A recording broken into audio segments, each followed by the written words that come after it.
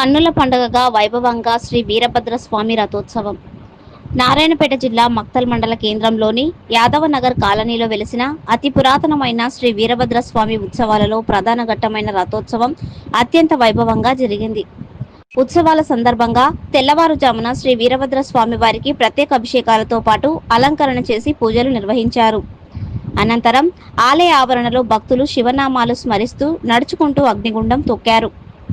వందలాది మంది భక్తులు వచ్చి స్వామివారిని దర్శించుకొని ప్రత్యేక పూజలు చేయించి నైవేద్యాలు సమర్పించారు.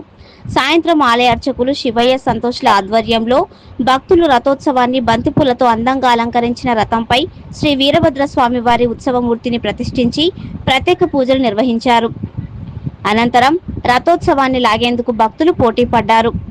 భక్తులు హరిహర మహాదేవ శంభో శంకర ఓం వీరభద్రాయ నమః అంటూ నినాదాలు చేస్తూ రథోత్సవాన్ని లాగారు.